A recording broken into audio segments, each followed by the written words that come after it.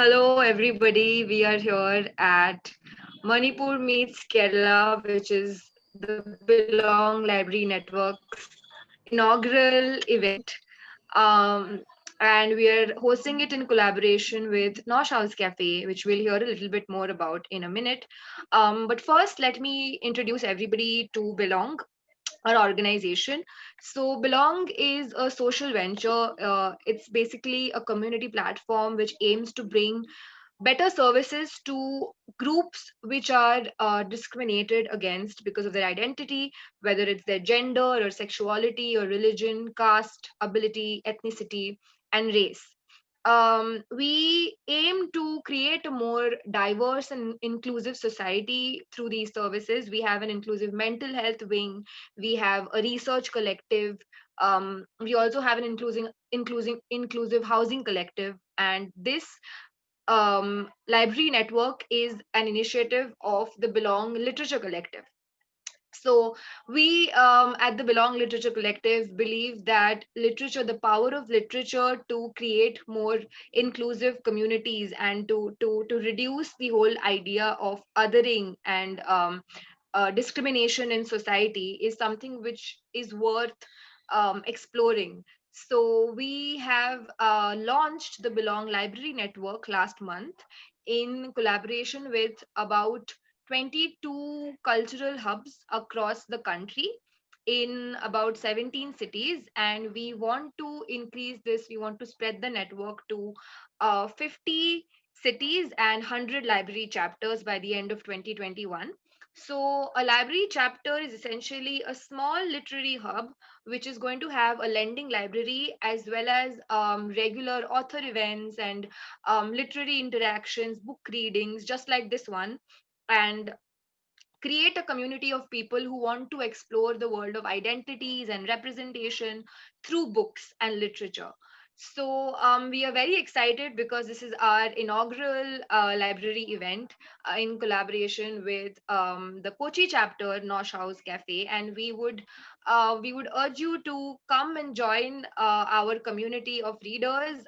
You can go to belonglibrary.com. The link will be in the chat to sign up to our library network, because we have a lot of cool events coming up this month as well. And you will stay updated with all these events if you sign up to our newsletter and mailing service, where we will keep you updated with all of it, all of the cool events that we have planned. So let me hand the mic to Dina from Nosh House, who will tell us a little bit about this little lovely cafe in Kochi, which wants to create a community of readers. Hi everyone. So I'm Dina. This is Susie. We both are patrons of this, as you said, a little nice cafe in Cochin. Am I audible? Is the music too You loud? are. It's okay. Okay, perfect. So I know that Belong had reached out to Nosh regarding this endeavor, and in fact, we were thinking about how can we start getting people more interested in books. We have a bookshelf over here. We order books over here. There are some people who take books home, but not many who bring them back or continue with another book. So we wanted to find a place where we could actually get people more interested, and even for the interested people, give them something new other than just a book to read. Some place where they can sit and discuss, or some place where they can find new books from different cultures. So joining hands with Belong community is something that is going to be blessed and amazing for us as well. We have a bit folk of people who read. Though you might not see people right now, we are doing an online event, but there are folks who come here to read books and share. So, when the first time we told that this is a community that's coming up, we might probably start thinking about books from Northeast in India, and people are like, "Oh, are they authors from Northeast of India?" People are like very surprised. So, they are definitely looking forward to it, especially Susie and myself. We are, and everyone around here. So we are very happy. Anyone who's around in Cochin, whoever is online, you guys can come to Nosh. We have given in the links. So please do come along, have fun. And I hope this event will be a huge success. And of course, the collaboration with Bilal. All right, thank you, Dina. We are so grateful that we got to collaborate with you guys in such a nice place. But without further ado, let us get into the event, which is a literary exchange of dialogue about literature, essentially between Manipur and Kerala. And let me introduce our speakers for the day. We have Chitra Ahanthem from Manipur, who is an avid reader and a book blogger. She is an award winning former features writer and editor at Imphal Free Press, published in Manipur. She also translates from Manipuri to English. Her translations have been carried in literary journals. Chitra is the co founder of Book Club Manipur, through which she is trying to promote literary connections. And to add on, she also won our Inclusive Librarian Award very recently for all the work that she's been doing to promote literature within her community. And Anu is an alumnus from Azim Premji University in Bangalore. She majored in history, philosophy, and English literature, worked as a facilitator in an alternate school in Bangalore for a year. Um, and Malayalam is her mother tongue. She is extremely passionate about Malayalam literature, and she was really inspired by her 11th grade teacher, and she wishes that everybody has these inspiring teachers in their life who introduce you to literature. And So she is going to be representing Malayalam literature. And without further ado, let's move on. And I just want to start off by asking Anu how she would want to introduce our audiences to Malayalam literature. And then you guys can take the conversation ahead. Yeah, thank you, Z. Thank you so much. Thank you, Team Belong. Thank you, Nosh Haus, for having me. And Chitra, it's a privilege to share this, panel with you. And first of all, I would like to thank uh, Miss Maya, my teacher, or Maima as we call. She was the one who introduced us to the world of Malayalam literature. You know, she started with a poem by Balachandran Sulikad. It's called Sandarshanam, which means visit. Um, so how talking about how literature could be introduced to everyone. I would say that reading is not, of course reading is a habit, but it is an acquired habit. And if you are surrounded by books, if you're surrounded by people who read books, then you get as a kid, maybe if you see someone watching reading a book, then you get an you because out of curiosity you start reading. And that's how you introduce, and slowly um, you know slowly you start reading. But I have a question for Chitra. My question is, what do you think about asking or getting people to read literature, like literature uh, in general sense?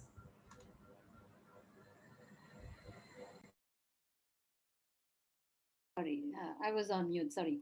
Yeah. So, Anu, if I got you correct, you were asking about literature in general, right? And not Manipuri literature as such. No. Okay. So we will get there. I think when we warm up. Yes. Uh, I think a lot of the challenge that we see about inculcating young people into the habit of reading is the fact that. In the Indian society, the socio-political structure is such that you are encouraged to read only your textbooks. You know, you are supposed to focus on your marks, on your performance in the exams, and hence, in fact, they say, you can't read anything apart from your course books, and so that is where a generation of people are actually not encouraged, to read. And I think now young people today are in a better position, mainly because the parents who have their parents who when they were children did not get access to reading but had but had that passion for reading are now encouraging the children to read. But the funny part also is that with the distractions of the gaming and the mobiles and the internet and YouTube, it gets so difficult to do that. So I would say that and in alignment with what Belong is doing, accessibility to reading, what you want to read, I mean, what is there to pick and choose from, what are the kinds of genres, what are the kinds of Dina was saying earlier, that there was this whole misconceptions about people saying that, oh, there is writing from Northeast India. And I think that comes from the fact that, the market system, the ecosystem of publishers, publishing houses is such that you do not have too much of diversity. So I think we cannot put one factor and say that, okay, these are the challenges or these are the factors that lead to people reading literature. But I would say that literature is something that has over the years been looked on as a pursuit that is for a privileged few, I would say. It's more like you have access to, you can read, so you read. But otherwise, if you don't have access, then you are not able to read. So Exactly. I concur to that. But Chitra, how did you start reading, especially Manipuri literature? Manipuri literature, it's a very interesting question, Anu, because I belong to a generation where in the late 80s, when I was still a kid, and late 80s and early 90s, Manipur was in the grip of insurgency. Armed movements was happening. And in fact, the other day when I was looking at my reading journey, I would say that it was more normal to read, anti-establishment pamphlets, which were kind of being distributed everywhere. Like a young person would just show up in the marketplace and throw these pamphlets. So you had more access to that rather than books in the house. I didn't have books in the house lying around. You just had, I mean, my grandfather had books that were written in Manipuri, and those were like translations to Manipuri from the Mahabharata or the Ramayana or folk tales. But apart from that, I didn't have access to even Manipuri novels. Then I studied in a convent school where English was the medium. So Manipuri was a subject that I chose till the 8th standard. But there were no Manipuri books in the school library. They were only the English books. That's why I talk about access. Access means it's not just the physical reach, but also, yes, physical reach in terms of the money buying transaction power, but also the fact that you just didn't have any books to read at all. So it was more, I think I read anything that I could find. So in fact, that kind of made me the kind of person that I am, who can adjust to people of any age group, because I was not with my friends, because none of my friends read. So I was more friends with their relatives, older relatives or parents who read. So I would borrow from them. So so I would say that, but in my generation, like amongst my friends today, I don't have too many people who read, because they were growing up in that same atmosphere, right? That same atmosphere where a conflict was there, where you didn't have access to books. So because of that, you couldn't inculcate really your sense of reading. But I think I was just dogged about, I just had a dogged approach to, I want to read, and had to read in whatever ways I could. So I think but Manipuri literature, yes, Manipuri literature, it's quite interesting in the sense that so Manipuri as a subject was there. So as a subject, you learn it in the school, and you had short stories, you had poems that you were studying as a student. But I had not read anything at all. I had not read anything at all in Manipuri. And then when I started my career in writing and journalism, I started as a columnist, and I had this very popular weekly column called Footnotes from a Diary. And this and as the name suggests, it was like I was sharing my diary, and it could be on anything that I saw happening in the world, or it could be anything that was happening in India or in Manipur. So if I had met anybody interesting, I would be telling that person's story, of course with consent and all. Or if they didn't get consent and said, okay, you give you keep my identity concealed, so I would be telling stories of people, I would be observing something. So a lot of people who were authors, Manipuri authors, vibrant authors, they gave me a lot of feedback and said that, there is something in you that, and we feel that you should also be reading Manipuri literature. And they started giving me their books, and they asked me to read, and sometimes I would be reviewing about them or just writing about, how I found the themes to be. And then, very interestingly, a film director who's very famous, he's deceased. He wanted to make a film on. There's this legendary character, just like you have Hiranja and you have Romeo Juliet and all of that. So we have this very famous folk and mythological character called Kambathwepi.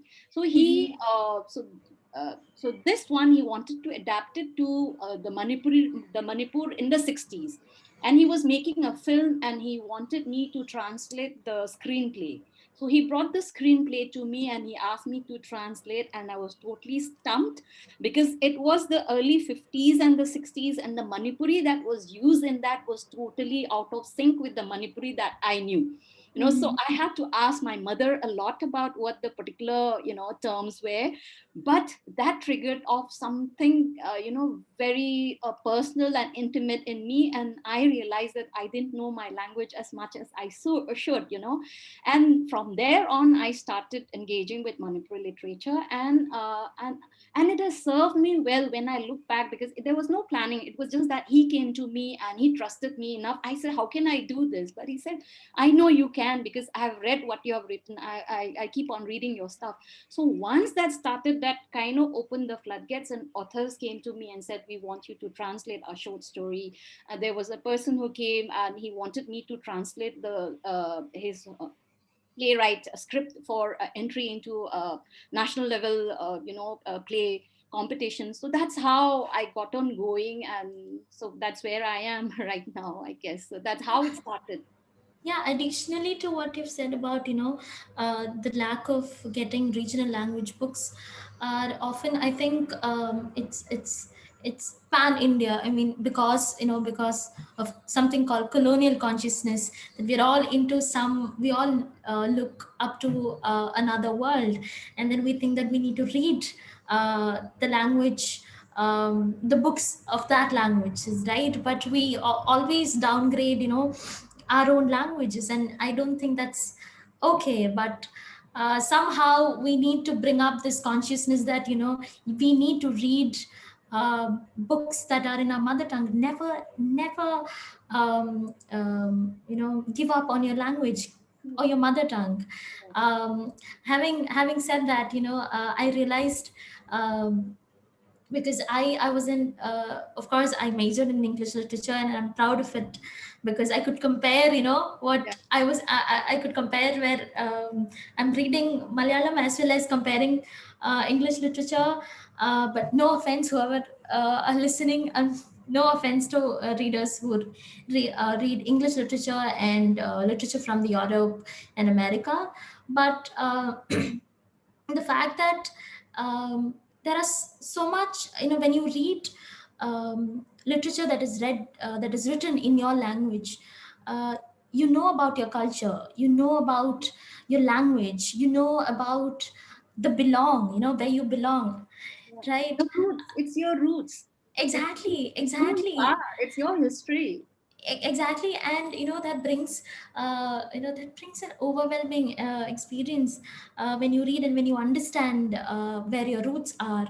And speaking of belong, I'm truly inspired of their motive of spreading awareness about gender, about ethnicity, about caste, about religion. And speaking of which, opening up this Malayalam literature, the whole window. The first thing that I read was something, a novel called Randamuram, The Second Chance by M.T. Vasudevan Nair. Randamuram speaks from speaks. The protagonist is Bhima, Mhm. right? Is a Ramayana retold by Bhima, and how Bhima looked at the things uh, in a different perspective of how Valmiki has written. So Mhm. it's a different perspective from that I've got. And we could also speaking of caste, Bashir, we Yeah. cannot, Waika Muhammad Bashir, we cannot put him under one genre, because every time you read one of his books, you cannot ever label him. But he talks about caste, he talks about sexuality, he talks about mental health. In fact, one of his books called Madilukal, The Wall. The war. Yeah, The Wall. He wrote that when he was uh, in a prison, and just looking at the wall, he wrote about how the wall could change one's life.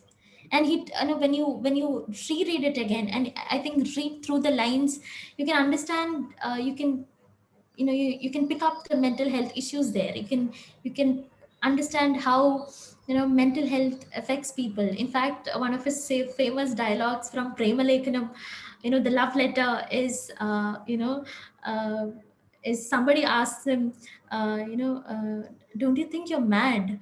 So he says, yeah, I am mad. Some people of superior quality used to gets these madness. I think I'm proud of being mad.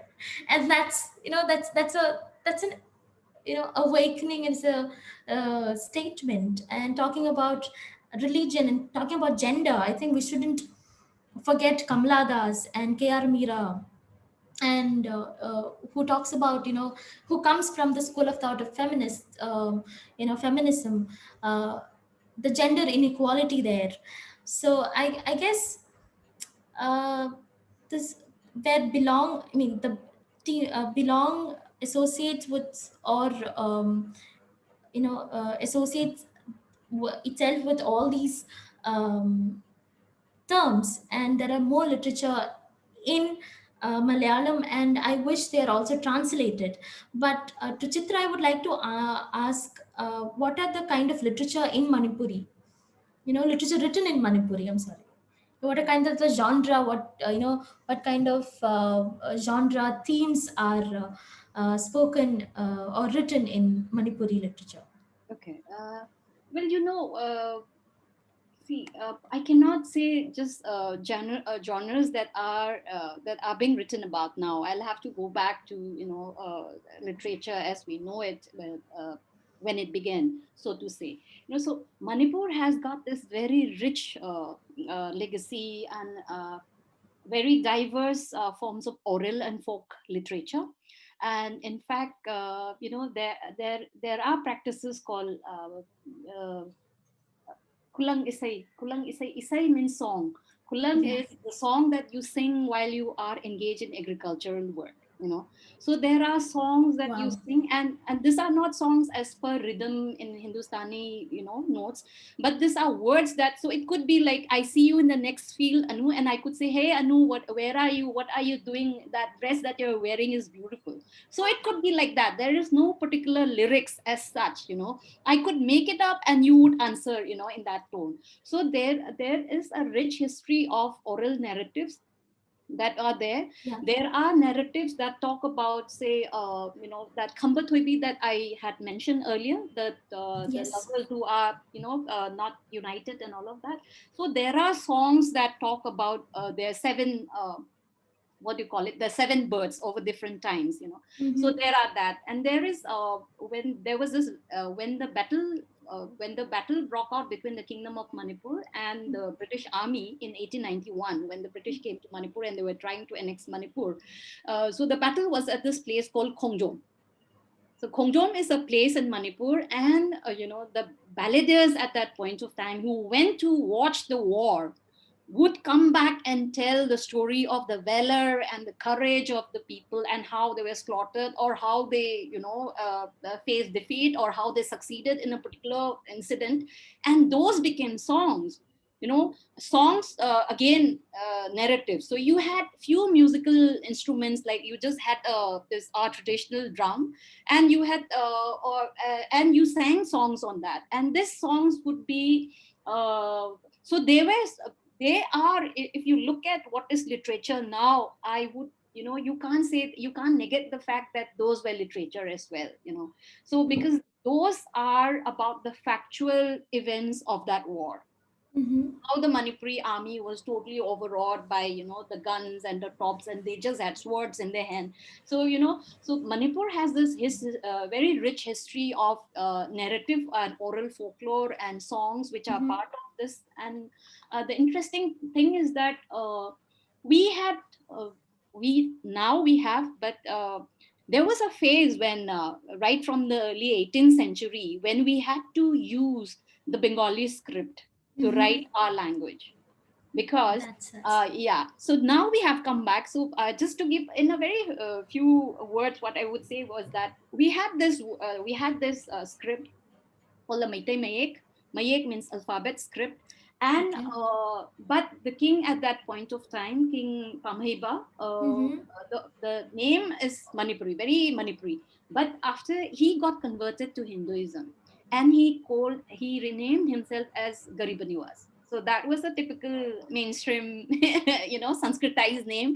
And then he gave the decree that everybody has to start, has to shun their the pre-Hindu rituals, rites, language expression, so to say. So the script was not allowed to be used at all.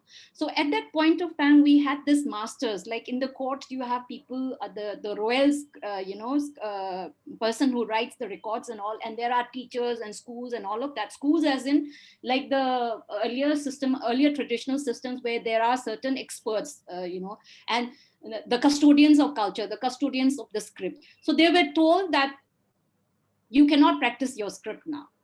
And he said that everything has to be burnt.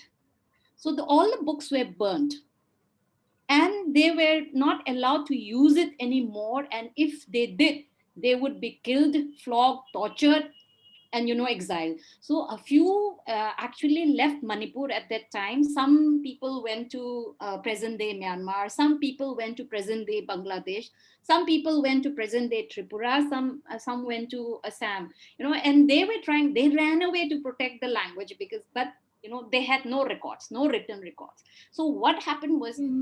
they did, they were trying to revive, but they also forgot the language, the how to speak, because they had to assimilate to the culture, the social mores of the places that they were running to. So today, if I go to Myanmar, Burma, where the Manipuri population lives, they have Manipuri names. In fact, Chitra is not a Manipuri name, it's very Sanskritized, right? But there are people with Manipuri names there, but they are not able to speak Manipuri, because over centuries, over generations, they have assimilated into the Burmese way of life, the Burmese language. So they have their Manipuri gods. They have the Manipuri gods and the and the ways of worshiping them, but they do not have the language, not the script. So so I grew up, when I was a student, when I was learning Manipuri as a subject, I was Mm-hmm. using Bengali as a script. So Mm-hmm. Manipuri script was, and the language was recognized in 1990. I think it was in 1995. It was recognized as one of the languages in the eighth schedule in 1990, Mm-hmm. in 1992, and then it was only in the year 2015 that the first batch of class 10 students who set for the board exams, they were writing for the exam subject of Manipuri in our original script. But what has happened in literature now is that people of my generation, or who were older, Mm-hmm. who grew up using the Bengali script, are now facing the problem where they still write in the Bengali script, but they are spending more money, because it is in order to promote our original script, the demands of society and various cultural organization is that you have to use your original script. So but I do not know my original script, because I didn't study it. My son knows the original script because he studied the original script. He doesn't know how to read Manipuri in the Bengali script, because he was not schooled in that. So there is a breed of authors who are struggling. So they write in the Bengali script in Manipuri language, and they have to publish both pages in both scripts. So it increases the cost of the book. It It is increases, saddening. It is yeah, saddening, but it's also, it's uh, fascinating in a way. exactly. Yeah, Speaking of which, I understand what I've understood. Is that there have been oral histories, oral narratives that have been passed on throughout the generations, yeah, and yes. hence the two languages. There is a dichotomy between the language. There is a script. Manipuri written in Bengali. Not a dichotomy in the language, I would say, but a dichotomy in the script, in Okay. reading the language. Yeah. So, are there any books, or any poems or prose or novels, or any kind of literature of that Mhm. sort written? And have you tried reading, or have you tried translating? Would you please tell us more about that? If you are asking about translating Manipuri written in the Bengali script, yes, I Wow. have been I would translating love to hear about that. In fact, all of us would. Please. translating it. The challenges. I mean, what exactly do you want me Not to? the challenges, but yet the themes that, Okay, yeah, yeah, you're coming back to the original thing. Yeah. yeah. Um, the earliest of writers, so to say. Let me go on a brief history. I won't bore you, but let me just go on a brief. See, the first poet in Manipuri language is actually his time was from 1895 to 1950. So you can look at, this means that the Manipuri literature is quite young. We are talking about 1895. Mm-hmm. So Bhairapam Chauba was a poet, and Mm-hmm. a lot of the early first generation of writers, be it poets or be it novelists, in Mm-hmm. fact, were very much influenced by the whole Bengali literary expressions. So they were more rooted into, and they were very Sanskritized. The names, the themes would be Sanskritized, and there was a lot of influence from Bengali writers and literary stalwarts like Tagore, of course, Mm-hmm. and others of that generation. So that was definitely there. And but I think over a period of time, when it came to and interestingly, English is only taking a few baby steps now, writing in English. But Mm-hmm. the second generation of authors, of writers who came after the first wave of people who were influenced by the Bengali structure, was the themes that they had were mostly about, I think, ethnicity. It was about fraternity. It was about diversity. The fact that Manipur is home to more than 33 different tribes, so Mm-hmm. Manipuri is, in fact, I would like to make a point here for people who are logging in from different parts of the country. Manipuri is a language that is dominant in the state of Manipur, but there are also different dialects of Manipuri. There are certain areas, there are 2 3 different dialects of Manipuri. The Manipuri that we know are written in literature is a more refined than this few dialects that I'm speaking about. Yeah. It is also the common lingua franca for the different 33 tribes, because all these 33 tribes have got their own languages. They have different words for everything. And if one person from one tribe cannot understand, because none of them know the language of the other tribe, so Manipuri Mm-hmm. is their common bridge for these two tribes. So that's the fascinating part about it. And there's 33 tribes, they have their language, they don't have a script, so they use English, the English alphabets, and they speak, and when they have to communicate, they Mm-hmm. speak in Manipuri, and Oh, Manipuri then okay. becomes yeah so Manipuri then becomes the common lingua franca for this different tribes which have their own languages.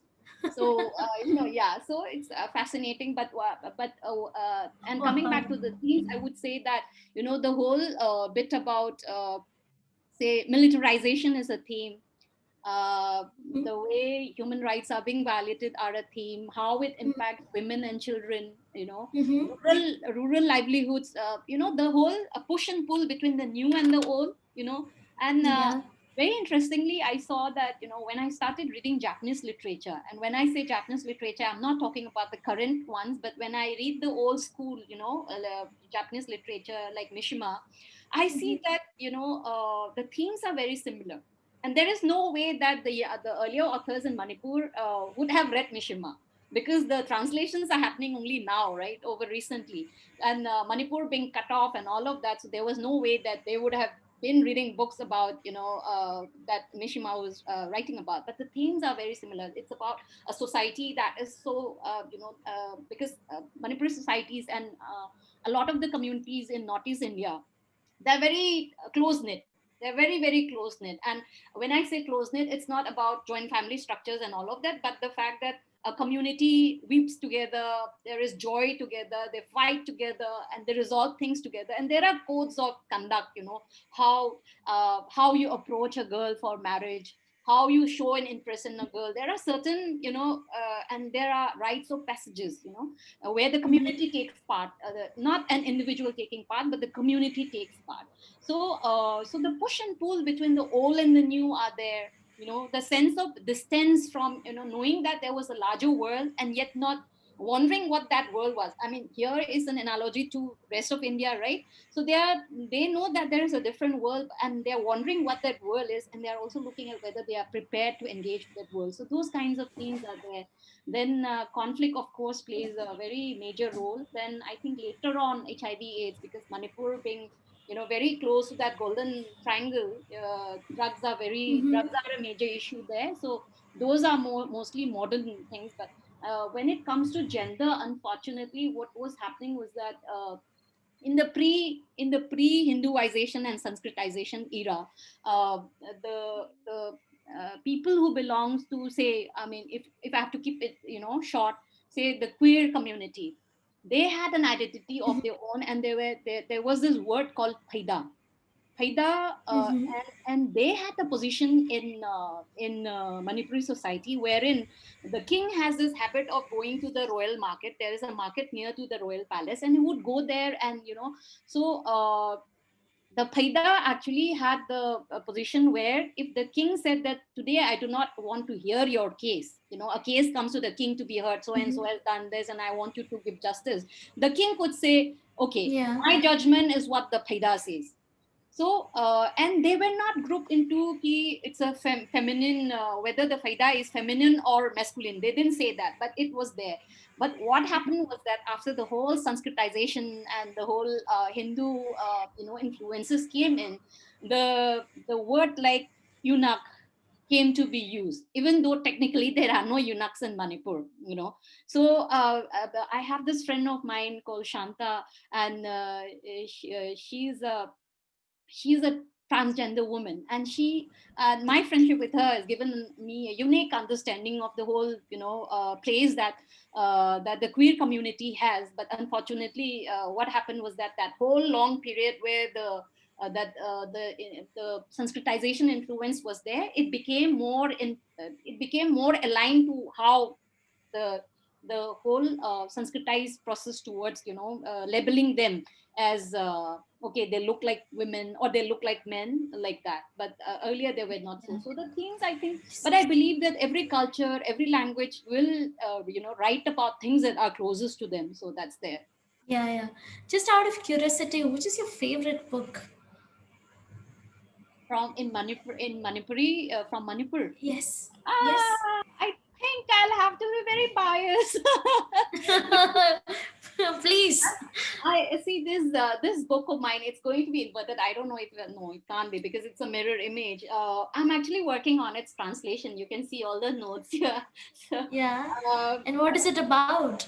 well, it's a collection of short stories. It's written by Sudhir Nauroibam. So Sudhir Nauroibam is a Sahitya Academy Award winner, and Mhm. the book's name is called Asing Bayum. Asing Bayum means real home, and Okay. I just wanted. I'll show it again. If you can see, this is a Muslim house, a Muslim family. So I don't know if you Okay. can see it, but the dress is this lower dress. This dress is Yes. worn by the Meitei women, the Manipuri women, not the non-Muslim women, but the Muslim women in Manipur wear half of the Manipuri dress and they cover their heads. So it's a beautiful Okay. but to come back to the story, Sudhir Naroibam happens to be somebody whose works have been majorly translated on screen. Mm-hmm. One of his short story called Nomai means the gun. Nomai means the gun has been Okay. captured on screen by Hobam Pavan Kumar, and the film version is called Loktak Lairembi, goddess of Mm-hmm. The goddess of the Loktak Lake. Loktak is a very famous lake in Manipur, and it has got floating islands, floating biomass, which we call them islands. Technically, they are not islands; they are biomass on which people live. A few households live there. One family, live there. So that is based there, and that is one story by him. And then there is another called Joseph Ki Macha. It means Joseph's offspring. Joseph's Okay. offspring, Wow. and that book is set in the dynamics of a major clash between two major tribes in Manipur. So and he writes in such a way that you feel the mood of the characters. You can feel the mood, what they are going through, the pains, the weight that they carry as they go on their life. And his collection right now, this collection that I'm working on, it doesn't have one theme as such, but he talks about the cycle of oppression. When you are oppressed, you suffer, and then because you can't help it, you become an oppressor, be it whether you are a Yeah. man or a woman. So that was very fascinating for me. So I just hope this book gets published. Let's see. If I may interject at this point, we have a few really interesting questions coming up. So I thought I can just Sure. ask Sure. one so that you guys can discuss that as well. So we have a question from Vaishnavi Satish as well as Arun G on Facebook, who have very similar questions. Hmm. So the question is, when we talk of literature, it is usually restricted to textual literature, which is why possibly so much of regional literature is unknown. Hmm. Arun also says the same thing, saying that oral traditions, which have been very Mm-hmm. rich in both of these states, have been slowly lost over the ages. So, Hmm. how do you think we can bring oral literature to the same importance of written literature, or at least, spread oral literature in today's time? So that was the question. So I just want to quickly ask it and then disappear. Anu, because I've been speaking. Let us hear from you now. You tackle this, and then I'll also How can oral literature? In fact, I think one privilege that the language itself has is that we have a script, so it can be written and it can be published, and it can be passed on like that. But what happens is that some of the I mean the very essence of the oral literature cannot be or the oral tradition cannot be just written. Sometimes you just have to accept the fact that oral tradition is oral tradition. Of course, I understand the necessity of translating it, or making it into script. But sometimes, for example, like you said, some folklore, when you talk about some songs, we say in Malayalam nadan paattugal, um, uh, some are written, some are not written, and I think in one way it has to be written and published and read, but sometimes it also has to be kept the way it is. And that's why we have many I collectives, beg in to differ. fact. I'm going to I'm differ sorry. on that. I'm going to differ on that. That oral Yes, literature is not please. written. Yes, please. But yeah, you complete first, and then I'll. Yes, please. Yeah. So, in fact, we have many collectives, like I don't remember, but some are working in Bangalore. The Urban Folklore, I think that's the name of the collective. Who goes to certain communities, both from Bangalore to Kerala to Tamil Nadu, and they learn the oral traditions. They learn it, and then they pass it on to other people of the culture. So that's what I feel. But please, I would like to hear your disagreement to it. The disagreement comes from the fact that, see, for Manipur, in the context of Manipur at least, what happened was the oral. Number one is that even the written is also in a state of crisis in Manipur, and we have not even come to Mhm. the attention of mainstream publishers who are not even looking into Manipuri literature. But I'm talking about Manipuri literature being published in Manipur itself, right? So what happens is that Yeah. there are no publishing houses in Manipur, unlike Kerala, which has a huge support system where you have literary magazines that are being subscribed to in thousands, where there are language publishers who promote local language authors, and then they come to the attention, and when things sell, they come to the notice of the mainstream publishers, right? But in Manipur, what is happening is that there is not a single publishing house. There is no editor, there is no copy editor, there is no cover art design. What happens is that an author writes for himself or herself, and they keep on, and that's why there is mostly short stories being written in Manipuri literature, because they write and then they start publishing in a Manipuri newspaper, very famous. It's one of the oldest Manipuri newspapers, not the oldest, but one of the oldest. There is this newspaper called Pognapam. Pognapam means the land of my birth.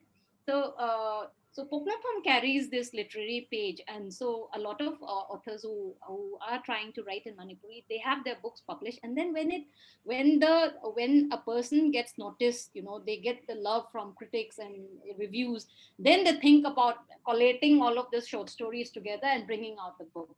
But bringing out that book means they have to invest in the printing, in the proofreading. They have to do it all by themselves, and then they have to sell it as well. And they have to sell it Exactly, in a but sorry. and they have to sell it in I'm an sorry. I'm environment sorry. where Manipuri literature is not being read at all, right? Because everybody is living in a state of conflict where there are rights abuses that are happening. Literature is the last thing on the minds of people, so it's not read and supported as is happening in, say, Kerala. If I have to, because we are talking about the two states, we are comparing these two places. So even in written, that is a problem. Now, when it comes to oral, what's happening is that this forms of oral tradition were impacted by that king's dictate that said that no earlier forms of expression would be allowed. Mhm. So a lot of these songs, a lot of this oral tradition, because since they were not written, it couldn't be burned, very interestingly. But then, because the citizens of the state, the people, the public were all converted into Hinduism, and they said that if you are going to listen to the penna, we have this one string instrument that they play like this. Okay, it's a one string Yes. instrument Yes. using the tail of the horse. And they would be said that if you listen to that song of the penna, your soul will be hovering around the earth or something like that. So all this kind of scare tactics was used so that people would go further and they would be going into the Hindu way of life. So but fortunately, over a period of time, I think once the language started to be introduced, once the script again came to be in use, there is a young there is a young singer, a girl who kind of uh, she was following her father. Father is also a practitioner, a balladeer. He uses the penna to sing the old oral folk songs. So she has done that. She has started practicing that art form, and she uses the original hairstyle of Manipuri women. And she has got the fancy of a lot of people. And but the icing on the cake was 2 years ago. A.R. Rahman came down to Manipur because he was doing this project for Amazon called Harmony with A.R. Rahman, and he was looking at people who were into folk Wow. music.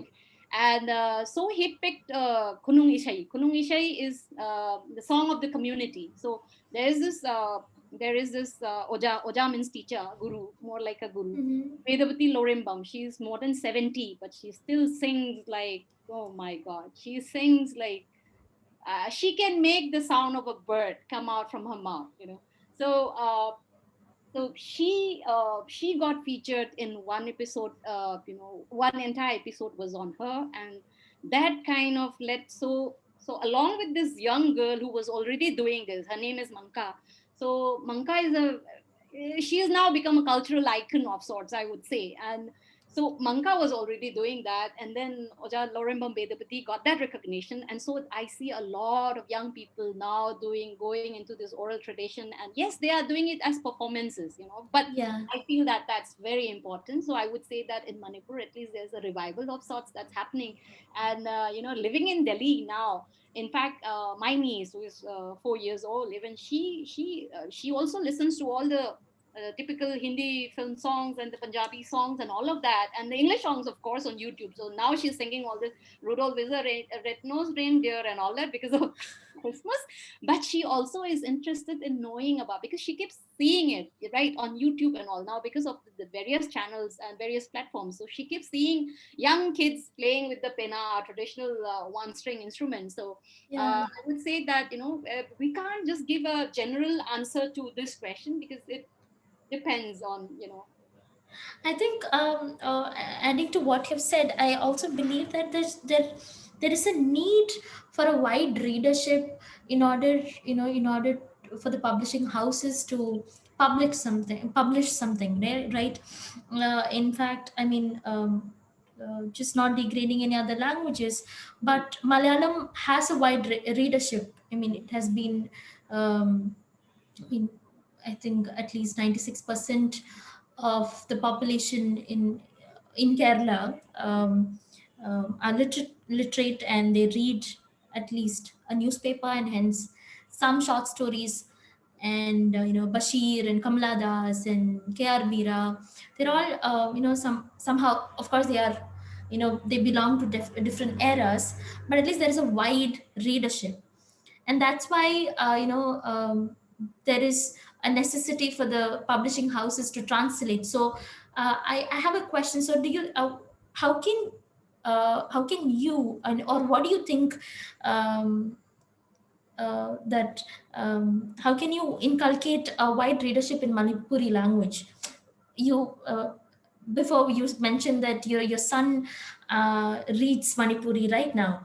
So what do you think you can do for the future generation? Oh, he doesn't read Manipuri right now because he was studying in another state after some time. I think from the fifth standard onwards, we shifted him to another state. So now But why? yeah, there's this whole crisis about systems not really working in Manipur. There is this long history of conflict that destabilize a lot of so in fact, when I go on a literary description of Manipur, I actually say Manipur is a story of empty houses and empty beds, because you go to every house, there are empty rooms, because those are the rooms of their children who have left for the rest. They want to go and leave the violence and the lack of infrastructure and the high rates of corruption, moral corruption, and systematic failure there. And so that for long was there. And also the fact that there is no quality. There is education, there are schools, but there is no quality to that. So and you are living in a world where there is competition and you want quality, so you are actually having to pay a price and sending your kids out. So when I was growing up, I mean, all we are four siblings. We are four siblings, and I was one who got. I was only one who stayed back at home and with mom, and the three siblings, they are still outside. And I now think, I'm also, which brings me to another question. But what is quality? I think, I mean, which goes okay. When back to I our, say again, quality, yeah, colonial consciousness. yeah, I'm when sorry. I'm saying quality, I'm not talking about say which school is better or in terms of grades, but we are also talking about it's more like widening your horizons. Yeah, of course, I understand that, but in the sense that, s- uh, again, we're going back to, the initial conversation that we had about colonial consciousness, that we are looking up to some other world, and then we think that, this is the language of the world, and we need to read more about it, and hence we, keep that as a benchmark, and we degrade our own languages. But again, you being a translator, having read a lot about and having seen, I mean, a lot of world, and what do you think we should do about asking youngsters or young kids to read regional languages or literature in regional languages? If I think I would need to step in, and I would say that the word regional literature in itself is problematic because it stems from colonialism. When the British were there, they term Indian languages as vernacular, and then they use it to subvert, the whole freedom movement also. So number one, there is no regional. The word regional exists only when it comes to geography, and language is not confined to to geography. So I would say Indian languages, whether there is a script or not, if it is a language that's spoken in India, I think it fits for the term Indian languages. And then obviously you have to look into the semantics. And if you say that, okay, what are the official languages that's recognized in the 8th schedule of the Indian constitution, then there are 23 languages. Yeah. But very interestingly, this you haven't put in your question, but I would say that uh, out of the 23 languages, how many languages are published by a publishing house in a year? If there is a translation, there is a translation project that's happening in the major publishing houses, how many languages do they end up translating? And I think thereon you would see that filtering that happens, and Yeah. I would say that another aspect to language and literature is the fact that there's a close linkages to cinema as well. If you look at Malayalam literature and Malayalam cinema, a lot of beautiful Malayalam films have been adapted from literature, right? Yeah. The same is true of Manipur as well. But the problem here is that we are not getting the mainstream recognition and the feature. If you talk about an anthology of Indian writing, the best Indian writing, there would be no mention of any writer. Forget about Manipur, there wouldn't be any author which would be counted in the. There was a very recently, I wouldn't name the newspaper because it would be like giving them importance, but there was a newspaper where in a literary column they had listed 50 major Indian literary works of fiction that define the idea of India. And 50 novels, okay, 50 works of literature, and not one of them from any of the Northeast Indian states. That is that is what it is. So it's like, if I feel that in today's generation is about what it's about, pushing all these boundaries, but they are all very interested. And it's not okay, we talk about the colonial hangover of wanting to be accepted by the larger, but it's also globalization. You want to break out, you want to know what somebody in Korea is dressing. That's why you have this phenomenon of the whole BTS and all this Korean pop drama and fashion and K beauty products and all of that. It's because people want to. It's not about. We can't say it's colonialism or it's. I think just wanting to. There is a new restaurant in town. You want to go and check it out, right? So Yeah, it's but like that. So I would say that but for Manipuri literature, I feel that this whole impact about what has happened in Manipur over the years, that shift from that old script to the old script being not allowed, then another script being used, then going back to the old script, that kind of brought a crisis. And then in between, you have the entry of the English writings. So there is more publicity, more glamour. If there is a book coming out, say now the one book that everybody wants to read in India, non-fiction. yeah. Not many people read non-fiction, but if Barack Obama writes his memoir, everybody wants to read that. I There is, think add yeah. Yeah, So there's so adding much. to what you have said, I remember my mentor saying, we are, Indians are more British than the British themselves. Oh, true, true, true. Yeah, so it's very true. But I think in one way we okay, I understand that the term vernacular, the term secular languages comes from as a result of colonialism, but somehow we need to inculcate the the habit of reading. So how can we do it? Is as in one suggestion that I would make is that you that you include some of make your mother tongue or make your regional language. Now, saying Not regional regional, language, Indian regional in language. the sense, regional, let me clarify that, regional in the sense, if I belong to Kerala, and when I studied, when I was in my school days, my first language was English, Hmm. and my second language was either, I had an option, I had a choice to either choose among Hindi, Malayalam and Sanskrit, Hmm. right? But whereas I would suggest you make Malayalam as your first language, because you children learn in your their mother tongue, they learn more in their mother tongue, and hence they would, there is there is something called epistemological curiosity, that you inculcate that epistemological curiosity among them, and they start reading, they start finding out among kids. And you as a, and when slowly, I mean, it is a systematic process. It's not going to happen Can't happen over the overnight. night, Yeah. exactly. But at least if we do that, you know a whole generation will be inspired to read more of books, literature from their own language, from their own mother tongue. And of course, globalization, I agree to it. And in fact, the world is developing, or in the sense, the world is itself, now the world is a world because of globalization, and we know more about BTS, we know more about the beauty products of globalization. I don't negate the fact, but there is a problem if you negate your mother tongue. Yeah, at the cost of BTS. Exactly. Yeah.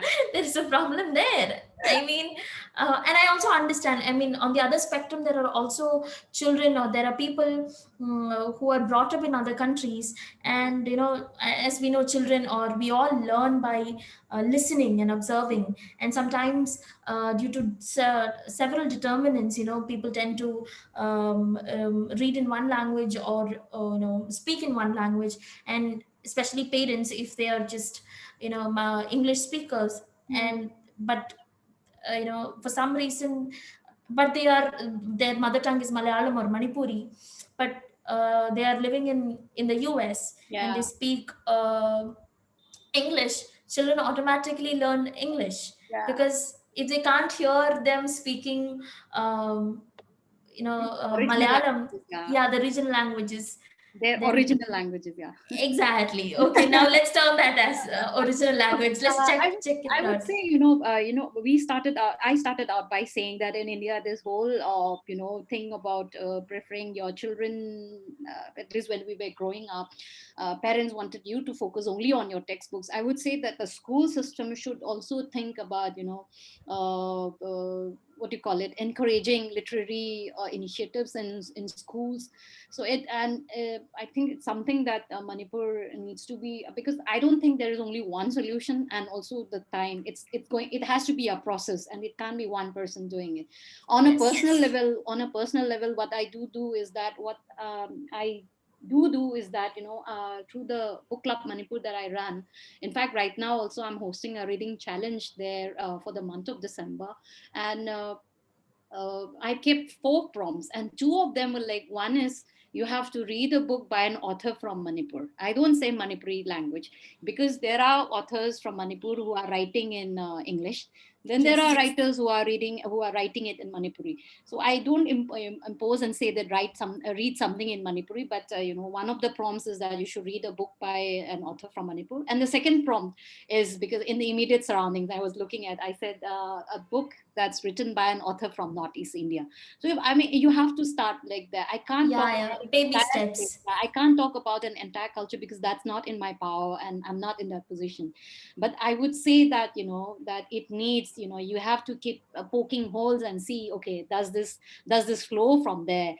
You have to Exactly. try, trying to light up. It's like one lamp can Very brighten up true. an Very true. entire dark room, right? And if somebody, and you find somebody who also has a lamp or a candle in the hand, and that person is interested, maybe that person will take the flame to my flame, and then carry it further. So I think it has to. Exactly. That's a really I think beautiful that, way of sorry. putting. I can I just like we just had a couple of questions Yeah. and we are running a little short on time, so I just wanted to ask those questions so we Sure. can have everybody. So two questions. So one question was by Langland Chanu, who England. wanted to Langland, who wanted to ask if the modern forms of literature today, literature traditions, somehow lack things that were present in ancient or age-old literature when it comes to these two states. So that's one question. And the second question was again by Arun G, who wanted to ask about a question related to what Chitra said about how sometimes there can be two scripts for one language. So he wanted to ask the impact of that on language and literature in general. So that was another question. So if you guys could just answer these two questions, because I think you've dealt with the mother tongue question quite a bit, which was Yeah. another question asked by Arun. So I will just move on to these two questions. So Yeah, Zinia, would you please repeat the first question again? yeah, the first question was about whether the modern forms of literature lack something when you compare it to ancient or older forms of literature. Contemporary literature versus so-called classic literature from Yeah. from these two states. And the second question was about the script, the multiple scripts for one language. That's These are the two questions. Yeah. So yeah. I Anu, can answer the first one. yeah. So the first novel in Malayalam was written by O. Chandu Menon. His novel is called Induleka, and that was written. When you read that, it's a mix of it's a I mean, maybe let me term it as a Dravidian language. It was not a proper Malayalam, because there's a mix of Sanskrit, there's a mix of Tamil, there's a mix of in the new form of Malayalam there. But from O. Chandumenon to now, the contemporaries are Ajay P. Mangat, K.R. Meera. There's a vast difference. The terms that we use. If I could give you an example. Um, um, oh God, there's nothing coming into my mind, but there are differences. For example, in you know. Uh, Let me come back to the example later, but why don't you answer the second question, Chitra? Okay. Yeah. Even I think I'll also address the first question as to whether modern day literature lacks what the elements that were there in the earlier age or literature. What I would say is that literature is an expression of a society, and it is governed by the social practices at that point of time, the history at that point of time, the cultural practices at that point of time. So it is not about the writing, even the language gets refined over a period of time. If we look at, and I think Anu will concur because she's a literature student as well. If you look even at English literature, the English global literature, how the 16th century writers wrote in English is very different from because the language has changed.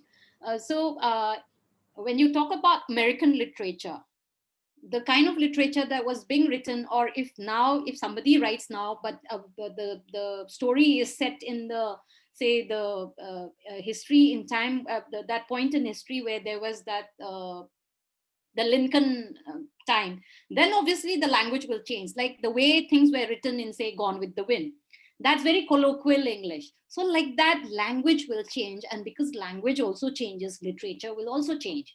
So, you can't compare to, okay, the older generation wrote well, or the genres, because one thing is that this whole thing of genres, these are marketing strategies. I mean, at one point of time, Charles Dickens, when he wrote, say, Oliver's Twist, where the main protagonist is a young boy, if he wrote it now, it would be marketed as YA, young adult. So it is these are market genres. But the thing is that literature is literature. Literary fiction is literary fiction, and then you do all these things about, okay, it touches on this and touches on that, and it is called this fiction, it is called flash fiction. It's fiction and it's literature, that's it. And I would say that we can't be comparing them, because like I said, language also changes over time, literature will also change over time. In another 100 years, what we know as literature today will not remain. It will have moved on, because people will be living under different social mores. They will be doing something else. The political situation would have developed, would have changed. So that's there. So that I hope will answer your question.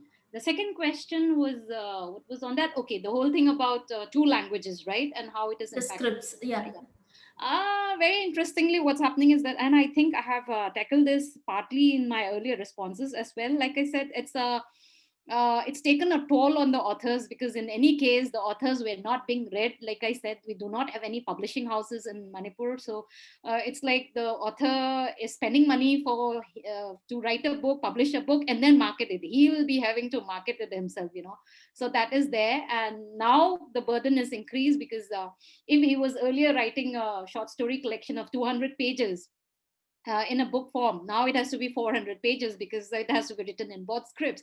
And then there's competition from the English literature, English books, all this new age, popular books that are coming in, all the best-selling authors from abroad, from India, all the prize-winning books, and you do not have any books from Manipur being translated and being known. And so, because it's not known and it's not talked about, today's generation is about Instagram, is about social, platforms. So if you don't see a book on somebody's timeline, it doesn't mean that the book is good, unfortunately, for a majority of the people. You're not doing your exploratory journey. You look at what people are reading. Okay, 3 people on my timeline are reading that book. Maybe I should read that. So I would say that, but again, I can't generalize. I'm Of hoping, course. because there are people who are doing what they are doing, what they have to do. And it's just that we need more support systems in terms of structures. And I would plead to mainstream publishers to also widen their ambit and look at translations. Please remember that there are 23 languages in the Indian Constitution. Please think about diversity. Please think about inclusivity. You always say that, we publishers always say, oh, we cater to the demands of the reader population. But I say that it's the publishers who are actually the gatekeepers. They decide which book to promote, which author to promote. So just like that, if you decide to promote all these 23 languages on an equal footing, I'm sure half the job will be done. So that's something that I would say. Yeah, adding to what answering, giving an example, answering Arun's, what did I name him correctly, Zinia? Yeah, yeah. Yeah. So Arun's question was, the differences between, how the languages No, evolved. that was Langland's question. But yeah, go ahead. Yeah. Sorry for that. So one example I could give is that from Chandu Menon, Induleka, it was more of a formal writing, though it was a fiction, though it was a novel, between it's a love story, in a Brahmin family. The writing style was more formal. But whereas now it is from there to Bashir, Bashir writes in a way that the locals speak. So Bashir is from Kozhikode, so the Hmm. dialect, and then the way he writes is all localized. It's a more form of a realistic sense. For example, I could say one example is that so from Chandu Menon it would be Ivade Veru, which means please come here. But whereas in Bashir would say, "Gada bada." He would say, "Please come." He would say, like, the dialect again, but again from Bashir to Ajay P. Mangat, you know, again, how we speak. It's because it evolves over the period of time, right? So that's one thing. And adding to what Chitra had been talking about genres, I think genres also help us to identify, what to what category it would come. For example, if you want to read a romantic novel, then it is easier, if you label them, if you have a genre. Of course, I understand literature is literature, but having different subsets would be helpful for um, being readers, to identify what which book comes under what, because sometimes people's interests are very different. I don't like reading horrors, but I love reading contemporary, realistic novels, some like Bashir's or Kamala Das. So it was something more of a personal romanticism. Yeah, romanticism. Kamala Das was more of romanticism. So I love romanticisms. So yeah, that's it. Okay, so let me just, so this has been absolutely wonderful. I mean, I have just been listening and learning so much. And I mean, I really, I completely agree with what Anu also said about how we are constantly, like, I literally have spent my entire life calling myself an avid reader, but I realize I've only been reading dead white men, or I've just been reading American authors or British authors, and I have completely ignored this plethora of diversity in my own country, which I'm super glad that I'm starting to unlearn this, and at least want, like, beginning my journey with literature from India. So I would like to thank both of you for this absolutely wonderful and very illuminating session. We had a bunch of interesting questions as well, and we also had a request from Rishikesh, who wanted to know if you guys could suggest some interesting story collections, poetry collections to read. So what I suggested is, if you guys could send them to us, we could post them on our page as well as on Chitra's. Chitra could post them on her page, and Nosh House could also post the suggestions, so people could have a written sort of place.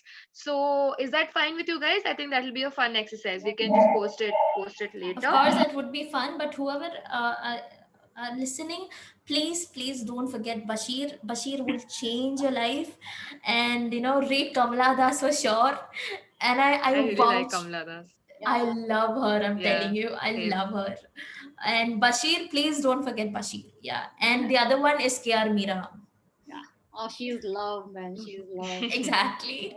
Oh And God. just to build on that note, also, we have two announcements. The first announcement is the winner of the very interesting Kerala slash Manipur quiz that we conducted on our pages recently, and we had a lot of entries. And our winner is someone called Resin Sahai, who is, I don't think, attending the event right now. But just to announce it, Resin will be receiving a book called Land of the Dawn Lit Mountains, which is a book by Antonia Bolingbroke Kent, which is about Arunachal Pradesh. And it's a A white woman going on a solo journey and thinking that it's a solo it journey is when she gets help from everybody because she's white. absolutely agree, and that just shows how we need to decolonize our structures. Sorry, But I'm sorry. yeah, no, I completely agree. I completely agree. This is one of the books, just one book that is widely available, which Mhm. shows just how seeped we are in this, that our books from our own authors are not reaching people. On that note, let me come to a book which is by an Indian author, which is going to be part of our read along. So, for our audience, a read along is essentially a group activity where whoever wants to read this book with us can DM us on Instagram, can DM Chitra, can DM Nosh House, and we will be conducting a fun little read along for about 15 to 20 days. And after the end of the read along, we'll all get together again to discuss the book. So we'll be having prompts, we'll be having discussions based on the book informally, and then we'll have an actual event. So the book is called Wari, which is a collection of Manipuri short stories by Linthoi Chanu. And Chitra has suggested this book, and it is very easily available on Amazon as well as Flipkart. I have the page open right now, so you can just go and check it out. We'll be posting the link, or we'll be posting the name of the book on our page as well. Chitra, why don't you tell us a little bit about the book, maybe, and then we can maybe wrap up Yeah. the event. The interesting thing about worry is that worry in itself means story. Worry, Wari. the term worry is a Manipuri word which means story. So it's a collection of short stories that range from kind of fables and myths that we heard when we were kids. And there is a very heartwarming story that's based in the time that in the Second World War, when the Japanese forces, led by as part of the INA, because they were in collaboration with Subhash Chandra Bose INA, and they had come to liberate places in the northeast, especially Nagaland and what is present day Nagaland, because Nagaland at that point of time didn't really exist at that point of time. So Nagaland and Manipur. So that one of the stories set there. There is another story that is set in that will give you a brief idea of how it is how it is like to live in Manipur, where there are what is Manipur is a landlocked state. Everything from a needle to your petrol comes on the highways. So we have what is known as economic blockade, where certain organizations, in order to be heard by the state government or the administration, will impose a ban. And there are, you won't believe me, there has been bans on those highways for as much as 3 months. So when there is a blockade on the highway that is bringing you anything from a needle to your vehicles, to your petrol, to life-saving medicines, then everything shuts down in Manipur, because you don't have petrol. Petrol sells, it's mixed with kerosene, and they sell in the Bisleri bottle. It costs 1 liter costs you 200 bucks, or it because it then all the black marketers make hay out of it. So there's one story that talks about how it is to live life in Manipur, and it also talks about female bonding. There are two women protagonists, and it's a beautiful bond.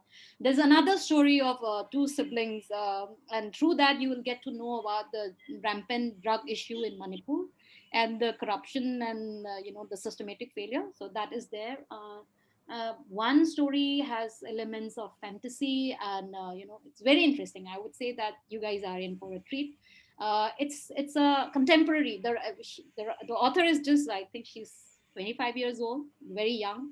So I won't say that there is literary depth in that, but the collection of stories, these stories that come from Linthoi, is very important as to give you a basic primer of the beliefs, the socio-cultural mores, the history, the political situation in Manipur. And I'm sure you will all, at the end of the day, I'm sure that you will all love reading this book. I'm very happy that Belong has chosen this book, because I'd recommended two books.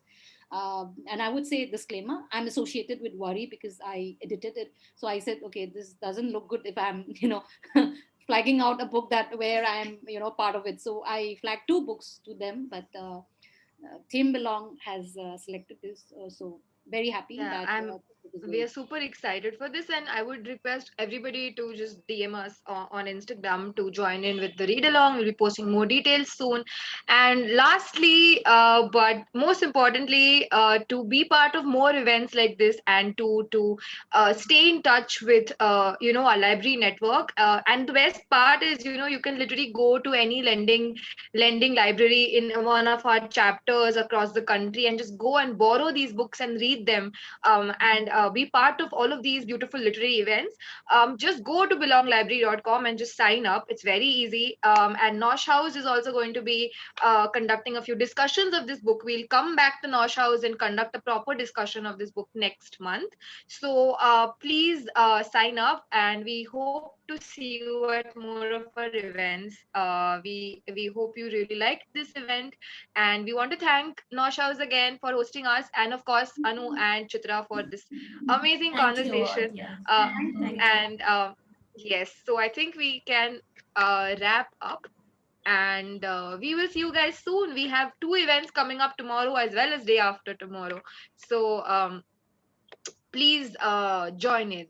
Thank Thank you, you. Zenia. Yeah. Thank you, Team Belong. Yeah, guys, you guys are Thank doing you, great. Belong. Thank you, Dina. And I Thank you hope so people much. who are Zina. logging in from Manipur will also follow the people at Team Belong. They are doing a stellar job. And believe me, we need people like that. We do not have libraries in Manipur. So you better get to, follow them and ask for a partnership with them. I'm actually threatening you and saying that you need to do this, guys. I think, Dina, I'll meet you next month. Yes, yes, you definitely have to, Anu. We're anyway going to Yes. have a discussion here, Yes. so you have to come around. Yes, I will. I will.